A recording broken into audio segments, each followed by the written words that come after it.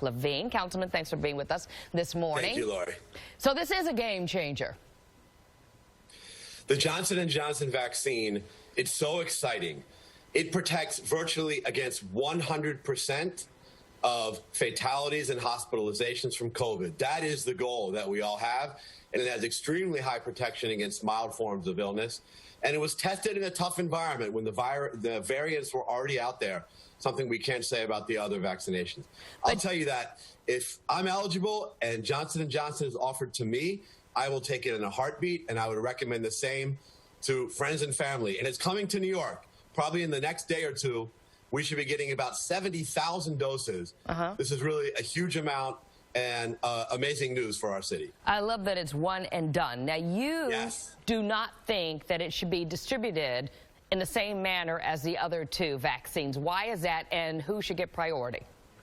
Well, because it's so much easier to manage and only requires one shot, I think this is a perfect solution for people who are homebound.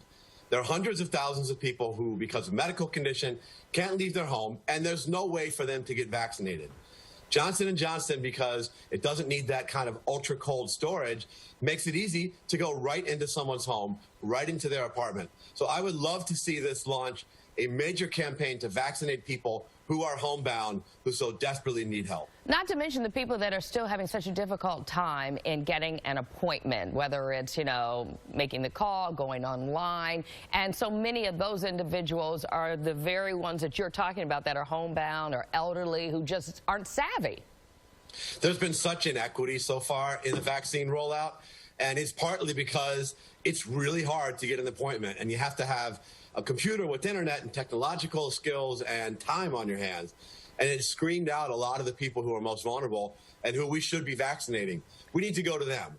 We need to have teams out in the street making appointments, speaking multiple languages, with people who are known in the community, even going door to door to make those appointments. That is starting to happen some now, Lori, but it needs to be ramped up big time, or we're going to leave a whole bunch of people behind in this city for vaccination. Well, Councilman, it seems that the people that can get appointments are like the 42% of out-of-towners who are going to the Javits Center or the Aqueduct and taking away vaccines that were meant to go to people right in the community. How is that happening, and how do we stop it? Well, this is a huge problem, and I'll tell you why. We get a fixed amount of vaccine every week based on the population of the city. Those doses which are going to people who don't live here because they come from other parts of the state to either Aqueduct or Javits Center, that's one less dose for someone in the city. We get no compensation for that. And so if you want to get an appointment at Javits Center, you're competing with people from all over New York State, and it's just not fair. Now, if we could get compensation for those doses so we could use them at our sites in Harlem and the South Bronx and everywhere else, that would be fine, but that's not the way the rules work. So I really think that these sites should be designated for people who live in the city. There are hundreds of vaccination sites all over the state.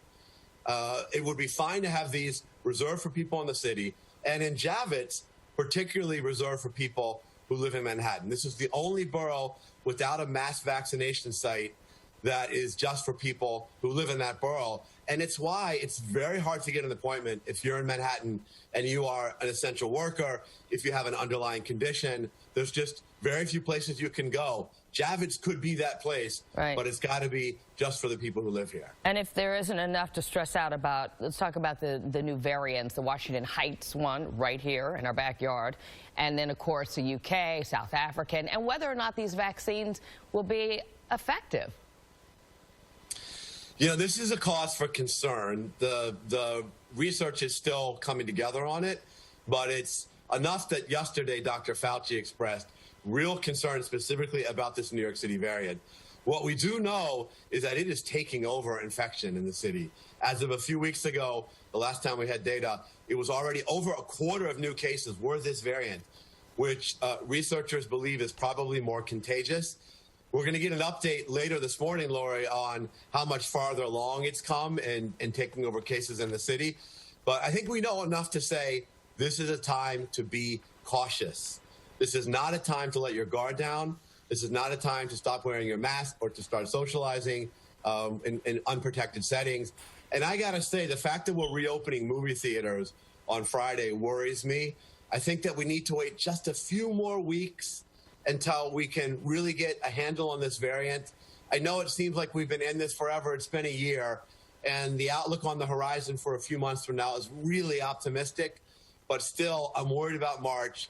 And I just want folks to continue to be really cautious because of these variants. Yeah, a lot of people are worried about March and also spring break coming up and whether or not, you know, the travel and people sort of let their guard down. I know what you've talked about. If you're elected at Manhattan Borough President, you would get a COVID czar on the case. That is right. Look, this pandemic is going to take years to recover from. We've got to deal with the public health shock, the economic impact. And we've got to come back in a more fair way. And so, you know that I'm running for Manhattan Borough President, and I'm going to prioritize COVID recovery by creating a unit in the Borough President's office to focus on this, to create and to designate a COVID czar, one of the deputy borough presidents. This is going to be a years-long process, and I'm in this fight as long as it takes. Well, I saw you had Congressman Espaillat's endorsement, so there you go. All right. So excited about that. Councilman Mark Levine, thanks for being with us this morning. Thank you, Lori. Okay. Take All good the care. best.